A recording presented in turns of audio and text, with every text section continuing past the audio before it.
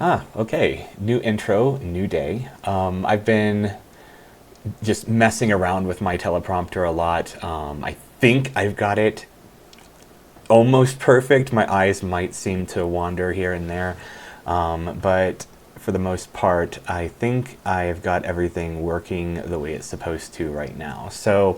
All right, let's get on with the introductions. As all of you know, I'm Aaron Dusk, aka the Literate Beast. I've been kind of the jack of all trades lately, trying to get this whole YouTube thing right. And for today, I figured I would jump on some trends that I've seen happen on YouTube lately. So I'm sure many of you out there have been watching yet another controversy unfold at Disney, most notably the new Star Wars show. Have you all noticed that the more money that gets thrown at a project, the worse it gets? For example, like Rings of Power from Amazon had a budget of around $150 million per season, whereas the Acolyte had $180 million. Willow, another Disney failure, had a budget of $157 million. The fairly recent movie Wish costs almost $200 million. See where I'm going with this? So it seems like with every passing year, the visual quality goes up, but the writing quality goes down. Actually, I can't even say that because some of the visual quality lately has been rather mediocre too. So there may be something rather sinister going on here, and I'll be putting my tinfoil hat on some of the reasons why later on in this video. But for now, we'll continue with the most recent Bitch Fest. And this Bitch Fest has been going on on Twitter, on YouTube, and it has to do with the newest Star Wars show, The Acolyte. This show takes place roughly 100 years before The Phantom Menace, which, by the way, admittedly was the last Star Wars movie I watched. I actually went to see The Phantom Menace in theaters when I was a sophomore in high school, and I remembered being really excited about it. Like, I hadn't seen Star Wars, there hadn't been another movie since I saw the Star Wars trilogy when I was younger. And to see, like, they had just come out with a new movie, George Lucas had just come out with a new movie, I was so excited. And then I went and saw it. Then I remembered feeling completely underwhelmed and, quite frankly, really annoyed when I left the theater. And this was when I was, I want to say, 16.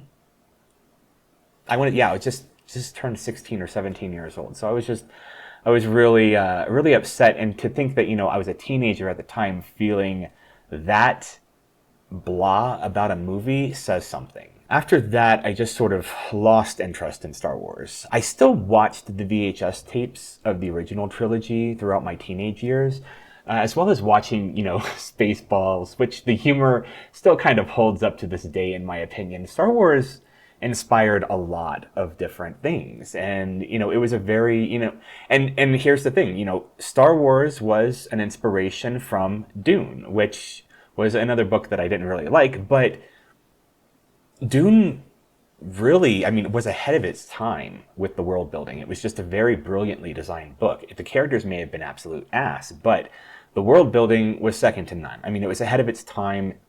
Kudos to Frank Herbert for that. It was very nice. And, you could tell a lot of these movies and books later on, especially in the sci-fi or the sci-fi fantasy genre, seem to take a lot of inspiration from that work. And Star Wars is no different from that. I played a lot of the Star Wars video games, when I graduated high school, including arguably one of the best, which was, as I think most of you are going to agree with this, the Knights of the Old Republic. This was back when Obsidian and BioWare still had souls and had amazing writers that could actually tell a story. Alas, though, as time marched onward, the franchise was transferred from the hands of George Lucas to Disney. I remember back when this actually took place, people were on two sides of the fence. They were either excited or absolutely terrified. The franchise, the franchise needed to be saved from the creator's senility, but at the same time, Disney was really the last company a lot of people wanted to see in charge of it. So as many reviewers would probably say, the downfall came with The Force Awakens. I should say the true downfall came with The Force Awakens, as this was the start of the DEI movement. It wasn't, and here's the thing, it wasn't because Star Wars was being inclusive. Star Wars had always been inclusive. It was how they would eventually tear down the characters we loved in the originals in order to exalt the new ones instead of giving these new characters their own struggles and story. Rey was considered a Mary Sue for a reason, because, the Force just came naturally to her, whereas Luke Skywalker struggled. He's actually struggled to train and to control the Force. It's what made his journey feel real and satisfying, and why people were so upset with the new movies. When I saw what was happening in the reviews, it only further kept me from the franchise, which is kind of a shame because, later on The Mandalorian turned out to actually be good. And I did end up watching the first season over at a friend's house, but I didn't watch any of it until almost 3 years after it aired. I also fell out of love with Disney after all the remakes, retellings, and sequels of movies that I loved as a child. I didn't want to watch any of them, even though I did see a couple. I think it was, let me think. A Beauty and the Beast, Maleficent, 101 Dalmatians, Alice in Wonderland. There were probably a few others in there too that I had watched. But aside from Maleficent, which actually I did enjoy that movie. Say what you will about it, I actually did enjoy Maleficent. The rest of it, I didn't enjoy. I didn't like any of them, really. I was just very underwhelmed. And I didn't want to watch any more remakes. So it seemed every year there was nothing new or original, and people started complaining about bad writing, which, I didn't really take to heart until, a few years, well, probably more than that, probably about 4 years ago or so. These started as being minor annoyances to shit that didn't seem to make sense at all, which brings me to today's travesty, The Acolyte. Now, I am not going to give Disney any of my money or my watch time, and I'm not going to hate watch this show, because that's probably what it would end up being, because this does not seem like a show that I would actually have a good time watching. As I'm watching the scenes and listening to the dialogue and these reviews, I just began wondering who is editing any of these scripts. Let's set aside the fact that the lore is inconsistent and at times contradictory to the source material. As it's already been clearly stated that the writers hadn't actually seen Star Wars, which, pissed a lot of people off in itself. But let's forgive that, okay? The problem is, I don't think that these writers have actually read a proper story or really understand what makes a story engaging.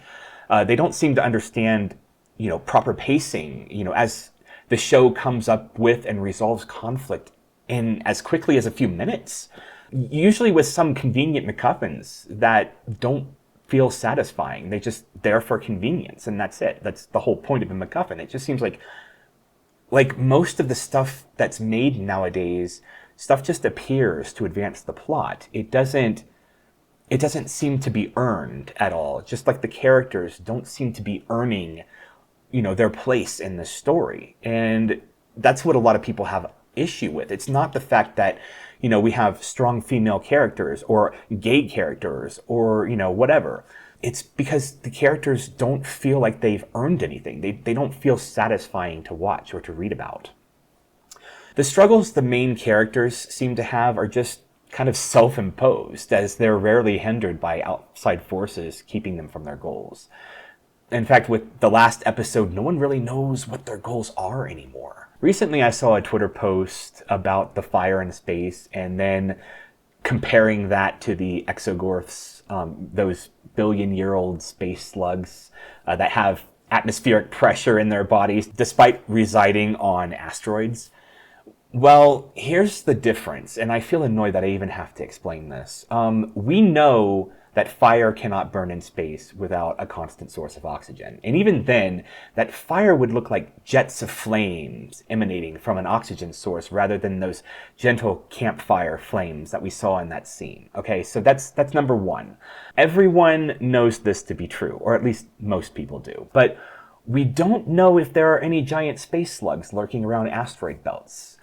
We've only managed to crash a probe into like one of them. So we do know that microscopic tardigrades can survive in the vacuum of space. So it's not completely impossible that a silicone-based life form subsiding on cosmic dust and the occasional spaceship snack exists. It's just highly unlikely, okay? But that's sci-fi. You can suspend your disbelief with one of those, but it's hard to do that when you know something goes against our basic understanding of science and common sense. I also saw a reply that said, well, yeah, and lasers also don't make noises in space. Well, punches also don't make that whip smack sound that they do in movies either. They add those in so that it makes cinematic sense, in the same way that they added laser sounds. Everyone knew this back when the Star Wars was made. In fact, I think it was even commented on by George Lucas. They added the laser sounds because it was a lot more entertaining than the audience sitting in fucking silence. So no, again, you can't use that as an excuse. Now I'm gonna get my tinfoil hat out. And this is actually kind of scary in a way, as most conspiracy theories usually are. But it seems like these major corporations in entertainment, both in video games and cinema, are conditioning the youth to like bad writing. And I'll explain why. Think about how AI is pretty much running our lives with every year it evolves. It almost seems like from TikTok influencers to multi-million-dollar blockbusters, these entities are trying to condition the youth to not only not know what good writing is, they won't understand subtext or symbolism unless it's spelled out in dialogue. They won't understand that there are always much deeper meanings behind words, because the human condition has always been much deeper than what's displayed on the surface. Every bit of art we create comes from some sort of human emotion. AI is not that complex. It derives results from data fed by human beings. It can't simulate the human experience, which is why it will never be able to replicate art at its most raw, emotion. It's why everything feels so hollow and lifeless now. We're conditioning everyone to accept this as the way it is so that they can eventually replace the writers and artists with AI. And no one would really question if it's actually good. It will be all there is for the majority. Think about every movie, every story, every precious show that we've ever loved. It's all being rewritten. Not just remade, it's being rewritten. There's no need for originality when you can take a classic, keep the skeleton, but change everything else to meet this kind of modern day expectation, which is soulless mediocrity disguised as inclusivity. Inclusivity in films has always existed, okay? But now it's used as this shield from criticism. Notice when people say Star Wars is objectively a bad show, the critics can be dismissed by saying, they're racist or sexist or some kind of phobic or whatever buzzwords are popular. They do this not because the corporations love inclusivity. They wouldn't be accepting the losses of so much money right now if that were the case. They also wouldn't be hiding black characters on advertisements for the Chinese market, and they wouldn't be masking all the gay stuff and gender ideology for their Middle Eastern audiences. No, they don't care. They don't care about your strong female characters or your tribe of lesbian witches. They want you to accept bad writing without question, so they can begin churning out massive amounts of shitty movies and shows using AI. And they want to use any criticism of that as, you not liking the inclusivity part of it. The inclusivity part has nothing to do with people not liking the show. I mean, it may have something to, some people may not like it, but for the most part, people are starting to say, wait a second, not every Star Wars fan is white and male. There are a lot of female fans of Star Wars out there, and even they do not like it. So you can't really, but it's easy to scapegoat, the fans as being the cause of why something, is tanking. It can't be the bad writing, because the writing is obviously brilliant, because we have all of these diverse figures within our show. But That's the shield. That's the shield. They're using us as a shield. They're using gay people. They're using black people. They're using, trans people. They're using everybody as a shield so that they can, hide behind them in the case of bad writing, objectively bad writing. I have no other explanation for this because it doesn't make sense. You can claim nepotism as the reason, and that may be true in a lot of cases, but there's no other explanation for how these shitty scripts get through quality control with no one questioning them in these multi-billion-dollar companies unless there wasn't a reason. You can't traditionally publish a book unless it goes through an army of editors, each one checking everything from consistency to, does this actually fucking make sense, okay?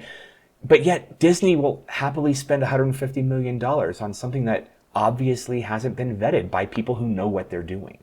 So the next time you watch a new movie from Disney or watch a show from Paramount or Amazon or even Netflix, really watch it and then ask yourself how the show actually makes you feel. Why are you consuming it right now? Was this just something to watch to alleviate boredom? Was there a lot of shoehorning of diversity where it didn't quite make sense? It kind of made you, tilt your head a little bit there. Like it didn't really, the diverse characters were there, but things are being said that don't quite make sense. They don't quite fit in with the story. Did each character's dialogue make you feel something profound? And was it actually good? Did the plot actually make sense? Do you actually feel inspired by what you just watched? If you can answer yes to the majority of those, then it was probably objectively a good show. But if you are questioning a lot of what you're watching right now, a lot of what you're consuming, and you never really thought about it before now, then it's probably not a good show. It's probably this show being disguised as a good show, but when you look past the surface level stuff, you start to see there's nothing to it. There's nothing behind it. It's empty, it's hollow, it's soulless. So I rarely feel inspired by anything these days. That's not to say that there aren't good shows out there. Fallout was pretty well received, and that was a recent show. The writing pretty much stayed on course with the franchise. Did I like it? No. I stopped watching after the third episode because I enjoyed immersing myself more in the game's lore than just watching it play out in front of me in a TV show. It didn't do much for me, so I just stopped watching it. I didn't really particularly like any of the characters either. I thought that they were all pretty much one-dimensional characters, but a lot of people really loved the characters. So, that's objectively, it was probably a well-written show. Subjectively, I didn't like it, as is with the case of a lot of things. I may not like them, and lots of other people may. And finally, I just want to say good writing is important. It's very important. I've had people recently tell me that no one wants good storytelling anymore. And that's very depressing. They want bite-sized, easily digestible chunks that it doesn't make them have to think. They tell me that literature is dying. It's a dying art because fewer and fewer people are becoming literate. And I'm not just meaning that, people can't read. I'm meaning that people can't read past the words. They can't derive any meaning from anything anymore because we're not taught that anymore. We're not conditioned to think like that anymore because everything is pre-chewed for us nowadays. So yeah, it will die if we don't see the warning signs and do something about it now. If we keep accepting mediocrity, they'll want us to accept garbage. Once we accept garbage, you don't need actual human beings to produce it anymore. So with that said, support good writing. Support authors of books which you love. Watch shows and movies that have good stories. And stop hate watching, dumpster fires like The Acolyte. If you keep watching these things, people keep making them. So at this point, we only kind of have ourselves to blame. The corporations are, yes, they're doing this, but we're allowing them to. We're allowing them because we're accepting what they're producing. We're watching the stuff that they're giving us. And as long as, there's an audience for it, they're going to keep producing it. Also, shameless self-plug, support me by checking out my books at theliteratebeast.com. Or if you're a fan of my work, become a patron. So, I can get one step closer to doing this full time. And as always, see you next time, guys.